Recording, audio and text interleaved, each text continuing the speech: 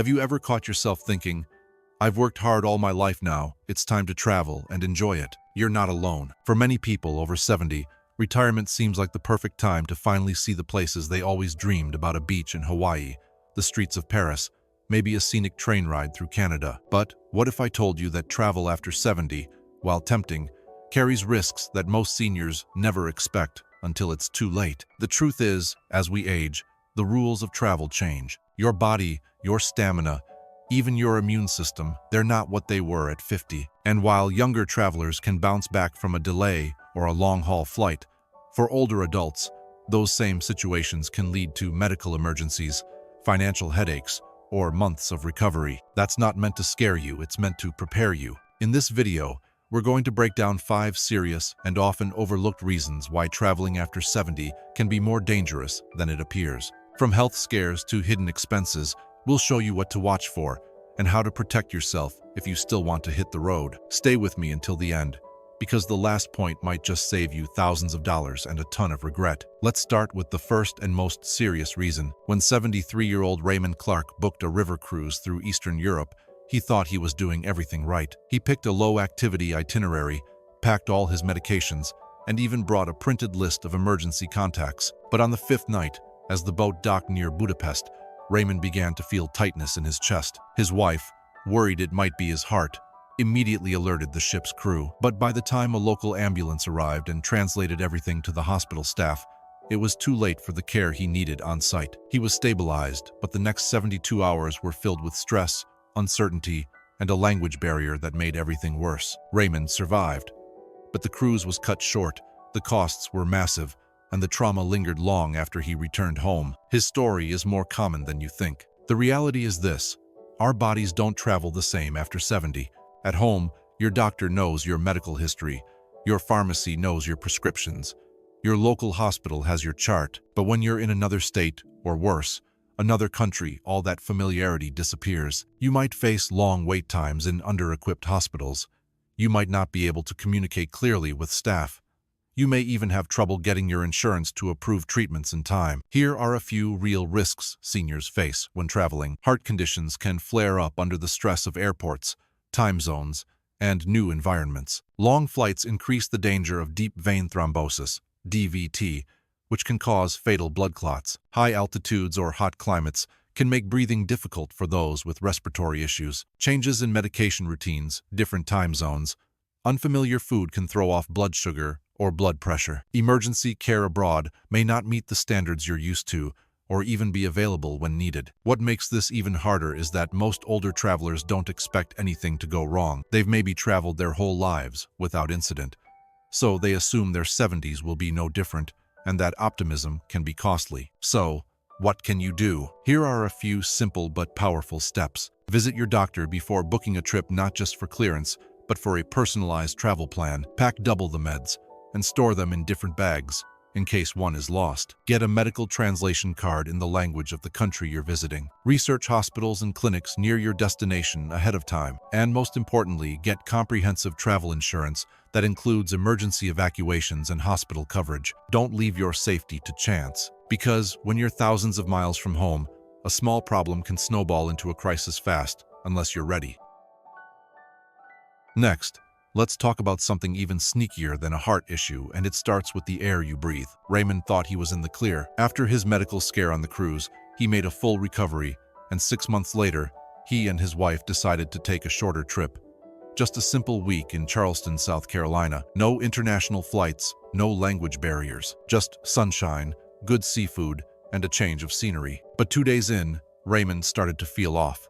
Nausea, chills, a low-grade fever. By day 3, he was in the ER with a severe bacterial infection traced back to a dish of raw oysters from a local dockside restaurant. This time, he didn't need to be airlifted across a continent, but he still spent the next 5 days in a hospital bed on IV antibiotics, trying to recover from something that should have just been lunch. The cause, something most people over 70 rarely think about when traveling: increased exposure to unfamiliar germs and infections. While travel is exciting, it also exposes your body, especially an older one, to new bacteria, viruses, and contaminants your immune system may not recognize or tolerate. Let's break it down. Crowded spaces equals higher risk. Airplanes are full of recycled air, limited airflow, and hundreds of people from around the world sitting elbow to elbow. Airports and train stations are touched by thousands of hands a day. Doorknobs, escalator railings, seats, touchscreens, public restrooms, ride shares,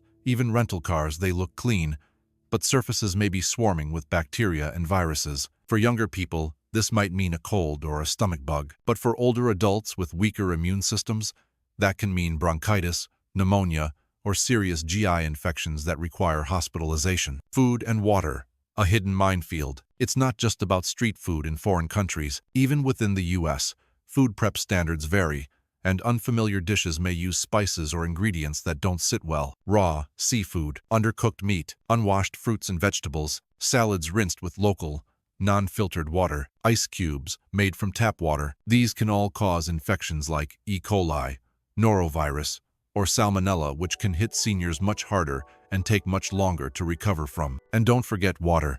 In some cities or countries, drinking tap water or even brushing your teeth with it can lead to days of dehydration and illness. Your immune system has changed. The immune system naturally weakens over time. That doesn't mean you're fragile. It just means your body takes longer to recognize and fight off threats. Things like colds and flu, new strains of COVID or RSV, stomach bugs, urinary tract infections are harder to resist, harder to recover from, and far more likely to lead to complications when you're over 70. So, what can you do? If travel is still on the table for you, and it absolutely can be, you need to be strategic. Avoid raw foods like oysters, sashimi, and uncooked produce in places with questionable food handling. Only drink bottled or filtered water, yes, even in the hotel. Use hand sanitizer frequently and wash hands after every public contact. Bring sanitizing wipes and clean tray tables, seat arms, and light switches in hotel rooms. Wear a mask in crowded areas, especially on planes or buses. Consider getting updated vaccines, including flu, shingles, and pneumonia shots. And pack essential medications like antidiarrheals, electrolyte tablets, and fever reducers, just in case. Raymond's story ended fine, but it served as a powerful reminder. Infections that seem mild or temporary to younger travelers can derail an entire trip for older adults. The goal isn't to stop living, it's to live wisely. And when it comes to your immune system, preparation is protection. Now, let's move on to something even more surprising: the way that fatigue alone can ruin your travel plans. When people think about travel after 70, they often imagine relaxation, lounging by the beach, strolling through charming towns, enjoying local food. But for many older adults, the physical demands of travel feel more like a marathon than a vacation. Let's go back to Raymond for a moment. After recovering from his food-related illness in Charleston, he and his wife took a full year before planning their next getaway. This time, they booked a guided tour through the Southwest, short drives, plenty of rest days, and comfortable hotels. But even with those careful plans, Raymond found himself completely drained by the third day. He couldn't understand why. He had followed every health tip. He had gotten decent sleep the night before, and yet he felt exhausted, foggy, and emotionally flat. The truth is, fatigue hits differently after 70, and most seniors don't realize just how much until they're already halfway through a trip. Here's why. The aging body recovers more slowly. When you were younger, a red-eye flight or a packed itinerary might leave you a little tired, but one night of good rest could fix everything. That changes with age. Your body takes longer to recover from physical exertion. It processes stress hormones differently. Even something as simple as a change in your daily routine can lead to days of exhaustion. Sleep becomes lighter and more fragmented, making it harder to truly rest. Jet lag may take a week to shake off. That get-up-and-go energy, it takes longer to bounce back. Disrupted sleep, a silent travel killer. One of the biggest complaints seniors have while traveling isn't even about the daytime activities, it's bad sleep. Hotel beds that feel unfamiliar, noise from neighbors or traffic, time zone shifts, different pillow firmness, bathroom trips in the night. All these interruptions compound into poor sleep quality, which in turn weakens the immune system, clouds mental clarity, increases irritability, and raises the risk of falls and injuries. If you already have sleep apnea, restless legs, or any chronic sleep issue, travel just magnifies the problem. Long travel days can sap energy for days. Let's talk logistics. Airports require walking long distances, waiting in lines, lifting luggage, and navigating security.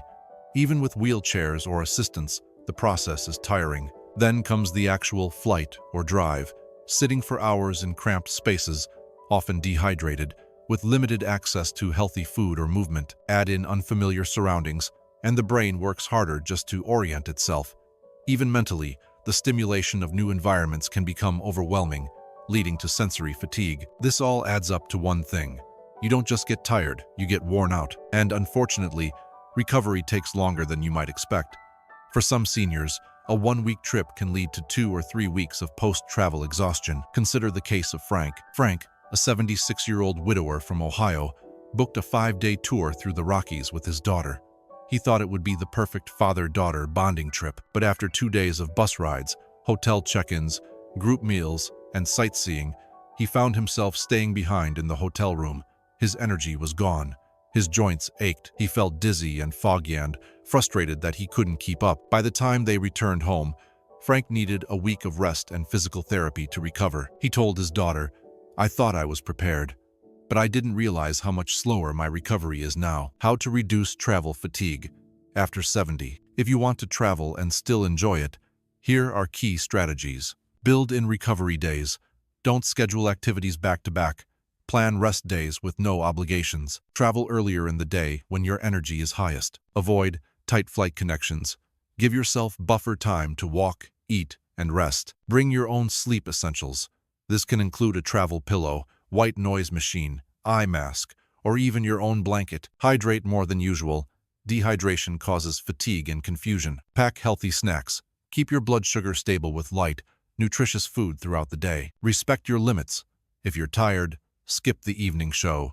If your legs hurt, skip the walking tour. The goal isn't to stop traveling. It's to make sure your trip gives you joy, not a physical setback. Because after 70, rest is not optional, it's essential. Now let's explore a challenge that can change your entire trip in a matter of seconds. One that affects your safety and mobility the moment you step off the plane. No one expects to fall on vacation, especially not someone who walks regularly, stays active, and feels steady on their feet at home. But for older adults, one misstep in unfamiliar territory can change everything, and the cost is far greater than a scraped knee. Let me tell you about Linda's husband, Harold, a 78-year-old from Sarasota, Florida.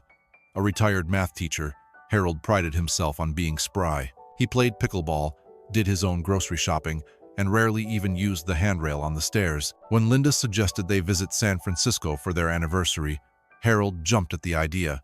But while walking down one of the city's steep hills, his foot caught on an uneven curb. He fell hard. A fractured wrist, bruised ribs, and a hospital stay later, the rest of the trip was canceled. Back home, he needed rehab and physical therapy for months. It shook his confidence, and it was a sobering reminder that travel exposes seniors to risks they don't often face at home. The numbers don't lie. Falls are the leading cause of injury-related deaths among adults over 65 in the United States. And when you're in an unfamiliar environment, new flooring, wet sidewalks, tight staircases, or poor lighting, the risk increases dramatically. A cracked tile in a hotel bathroom, a cobblestone street in Europe, a cruise ship hallway during turbulence. Any of these can turn into a hazard. And even if the fall isn't fatal, the consequences can be devastating. Broken hips, head injuries, torn ligaments, hospitalization in a foreign medical system, loss of mobility and independence. Why are seniors more vulnerable while traveling? First, there's the element of surprise. At home, you know where the rugs are. You've memorized every doorway and staircase. On vacation, everything's new and often poorly designed for older bodies. Hotels aren't always senior-friendly. You might find bathtubs with no grab bars, high beds that are hard to climb into, slippery tile floors, poor lighting in hallways or stairs, long walks without benches or breaks. Second, your reflexes and reaction time naturally slow with age. That quick correction you used to make after stumbling, it doesn't happen as fast. Third, your bone density is likely lower. A fall that would bruise a 30-year-old could fracture a 75-year-old's hip. And finally, fatigue plays a role. When your body is tired from jet lag, walking, or poor sleep, your coordination suffers. You're more likely to trip, stumble, or misjudge your step. What happens after a fall abroad? Even in cities with decent healthcare, treatment delays are common. You may face language barriers, lack of familiarity with local emergency numbers, difficulty transporting someone in pain, limited access to mobility aids, delayed flights or forced cancellation fees, high medical costs if you're uninsured. Worse, many seniors underestimate the recovery time. What starts as a vacation turns into a rehab journey that lasts months or longer. How to travel without putting your safety at risk. Here's what Harold wishes he had known. Choose accessible destinations. Look for places that cater to older adults, with good sidewalks, benches, elevators, and reliable public transport. Pack smart footwear. No flip-flops or old sneakers. Use supportive, slip-resistant shoes, especially for walking tours. Use mobility aids if needed. A cane, walking stick, or folding walker doesn't mean you're weak. It means you're smart. Avoid nighttime walking. Poor visibility increases the chance of missteps. Request senior accessible rooms. Hotels often have ADA-compliant rooms with grab bars, walk-in showers, and lower beds. You just have to ask. Take breaks. Sit often. Hydrate often. Rest often. Never carry heavy bags. A fall with luggage can make injuries worse. Harold eventually healed, but his confidence never fully returned. For many seniors, it's not just the injury that lingers, it's the loss of independence, the sudden fear that their body can no longer be trusted. And all it takes is one fall. Travel can still be part of your life after 70, but only if your mobility and safety come first. Next, we'll explore something that might be even more damaging than a fall: the financial side of a trip gone wrong. Most people over 70 think they're being responsible travelers. They pack their medications, bring their insurance cards, and maybe even carry a list of emergency contacts. What they don't realize is that an unexpected event while traveling can devastate their finances in ways they never saw coming. This isn't about being careless. It's about not knowing how exposed you really are. Let's go back to Harold and Linda for a moment.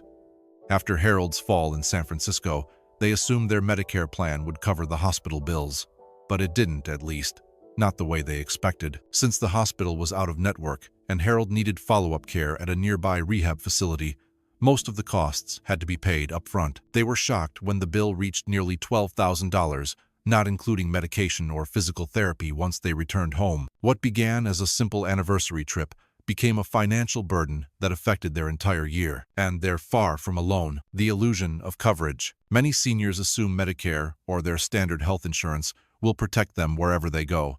The truth is more complicated. Medicare typically doesn't cover medical care outside the U.S. Medigap plans and some Advantage plans may offer limited coverage for emergencies, but often with high deductibles or limited payouts. Even domestic travel can lead to surprise costs if you end up in an out-of-network facility. Most travel providers, airlines, cruises, hotels have strict cancellation policies with no refund for illness or emergencies. Unless you have a specific travel insurance policy designed for seniors, you may be one bad day away from paying thousands out of pocket. Medical evacuations. The hidden giant. One of the biggest financial shocks for older travelers comes from medical evacuations. Let's say you're on a cruise and suffer chest pains, or you fall and fracture a hip at a remote Airbnb. If you need to be airlifted or transferred to a hospital, the cost can run between $25,000 to $100,000, depending on location and urgency. And if your insurance doesn't cover that, you're paying it yourself. Even something less extreme, like needing to fly home early or cancel the rest of your trip due to illness, can lead to non-refundable expenses in the thousands. The rise of travel scams. Then there's another risk that most seniors underestimate: fraud and scams. Older travelers are often targeted by scammers who prey on their unfamiliarity with new surroundings or their desire to be polite and trusting. These schemes include fake hotel bookings or websites, taxi drivers who overcharge by hundreds of dollars, friendly strangers who swap credit cards during purchases, phony tour guides or timeshare offers, ATM tampering or mobile payment theft. Consider Joseph, a 75-year-old retiree from Arizona who thought he'd found a great deal on a beachfront rental in Florida. He wired a deposit and received email confirmation. When he arrived, there was no property, no key, and no one to contact. He lost $2,800 and had to book another hotel on the spot at double the price. It's not just the money, it's the stress and confusion that follow, and the feeling of being taken advantage of at a vulnerable time. How to protect yourself financially when traveling after 70. Preparation can't eliminate every risk, but it can keep a bad situation from becoming a disaster. Here's what smart seniors do. Buy comprehensive travel insurance. Look for plans that include emergency medical coverage, trip cancellation, baggage loss, and evacuation services. Understand your health insurance limitations. Call your provider before you travel. Ask specific questions about coverage outside your state or country. Use only verified websites and well-known companies when booking trips. Avoid wiring money or paying large deposits unless you're 100% sure the business is legitimate. Set up travel alerts with your credit card company to detect fraud quickly. Keep multiple forms of payment in different locations, never all in one wallet. Limit cash carrying and never share personal financial info with strangers, no matter how helpful they seem. Harold and Linda learned these lessons the hard way. Today, they don't book a trip without first reviewing every policy, and they never assume that covered means safe. Travel isn't just a physical challenge after 70.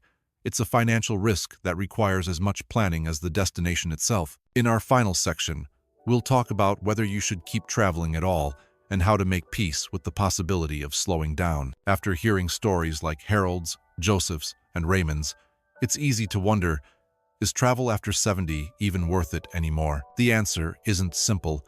It depends on your health, your finances, your support system, and most importantly, your expectations. Travel can still be part of a fulfilling life after 70, but only when it's done with realistic planning, personal boundaries, and a deep respect for the changes aging brings. The problem isn't travel, it's how we travel. Many seniors approach travel the same way they did in their 40s or 50s. Packed itineraries, long-haul flights, walking, heavy tours, trying to get their money's worth by doing as much as possible in a short time. But your energy, balance, recovery, and immune system aren't the same. Pushing yourself to travel like you're younger isn't brave, it's dangerous. Instead of asking, can I still do everything I used to? The better question is, what kind of travel suits me now? Rethinking what a good trip looks like. After 70, a successful trip might not involve a passport or a bucket list. It could be a relaxing weekend at a quiet beach, 2 hours from home, a train ride to visit grandchildren across the state, a cabin retreat with close friends where you can rest and talk, a well-planned cruise with built-in medical support and senior-friendly amenities, even virtual travel through documentaries and interactive experiences from the comfort of home. There's nothing wrong with adjusting how far you go or how often. What matters is that it brings you peace, not pressure. Safe doesn't mean boring. Plenty of seniors thrive in their 70s and beyond by shifting to gentler, safer travel methods. Driving instead of flying, booking direct flights with longer layovers, choosing single destination trips over multi-country tours, visiting places with excellent healthcare access, traveling during shoulder seasons to avoid crowds, staying longer in one place to minimize physical stress. Travel isn't about speed or quantity anymore, it's about comfort, depth, and joy. When to reconsider travel altogether? There's no shame in deciding to travel less or not at all. If you've had multiple health scares in recent years, you're on medications that complicate logistics, your energy levels drop quickly, you live on a fixed income where emergencies could threaten your security, you find yourself more anxious than excited about going somewhere new. Your peace of mind is more valuable than any plane ticket. Instead of seeing this as a limitation, view it as a new phase 1, where you control your experiences with intention, not obligation. Final message to viewers: if you're watching this and feeling conflicted, you're not alone. Many older adults struggle with letting go of how they used to travel, and that's okay. There's grief in realizing that some things aren't as easy anymore, but there's also freedom in making choices that protect your well-being. You've earned the right to move at your own pace, and whether you're taking shorter trips, more careful ones, or none at all, you're not missing out. You're making space for what really matters: quality of life, safety, and the relationships that give you purpose. If this video helped you reflect, let us know in the comments what's one way you plan to travel differently moving forward. And if you haven't subscribed yet, now's the time. We share insights like this to keep you informed, prepared, and supported in every stage of life. Thank you for watching, and may your next journey, wherever it takes you, bring peace, not pressure.